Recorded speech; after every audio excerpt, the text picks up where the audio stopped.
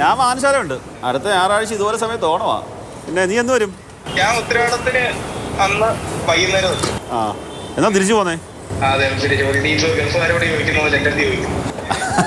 അന്നേരം നമ്മൾ 2 ഓണം പൊളിച്ചിട്ട് ഇത്തവണയും പോവുള്ളൂ.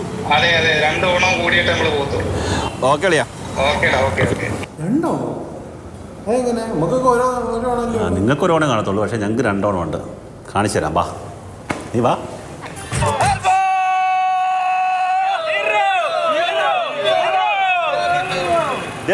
എന്തുണ്ട് കാണേണ്ടത്?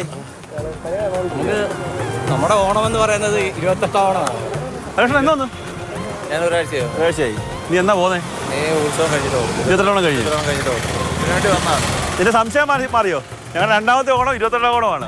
എന്താ നമ്മളെന്താ പരിപാടി? എന്തോ നമ്മുടെ പരിപാടി എന്ന് വെച്ചാൽ ഓണാട്ടുകരയിലെ ജനങ്ങളുടെ ഒരു കൂട്ടായ്മയാണ് 28 ഓണം മഹോത്സവം എന്ന് പറയുന്നത്.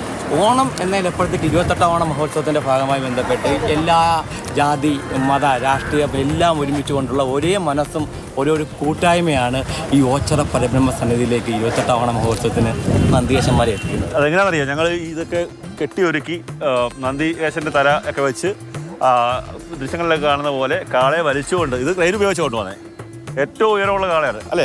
ഏഷ്യയിലെ ഏറ്റവും ഉയരമുള്ള കാളയായിരുന്നു. ഇപ്പോൾ 2017 URF റെക്കോർഡ് കിട്ടി. അതെ അതെ, ആ കാളയായിരുന്നു. എൻ്റെ കറിയതല്ല, ഒന്നാം കറിയാം. സാധാരണ തിരുവോണത്തിനൊന്നും ഞങ്ങൾ ഇറച്ചിയും മീനൊന്നും ഈ നാട്ടുകാർ വാങ്ങിക്കാറില്ല. പക്ഷേ 28 ഓണം ഞങ്ങൾക്ക് ഇറച്ചി ഇല്ലാത്തൊരു പരിപാടിയില്ല. ഇതിനകത്ത് ഒത്തിരി പ്രവാസികൾ ഇതുമായി ബന്ധപ്പെട്ട് ഇനിയും പ്രവാസികൾ വരുന്നുണ്ട് ഈ ആഘോഷത്തിന് വേണ്ടി മാത്രം. നമ്മുടെ ഗിരീഷനൊക്കെ ഒരു രക്ഷയില്ല കേട്ടോ. ഇപ്പോഴേ പോസ്റ്റ് തുടങ്ങിയേക്കുക. അത്രയ്ക്ക് ആവേശമാണ്. അതായത് ഞങ്ങളുടെ 2ാമത്തെ ഓണം എന്ന് പറയുന്നത് 28 ഓണമാണ്. അതിനുവേണ്ടിയുള്ള ഒരുക്കങ്ങൾ ഇപ്പോഴേ തുടങ്ങിക്കഴിഞ്ഞു.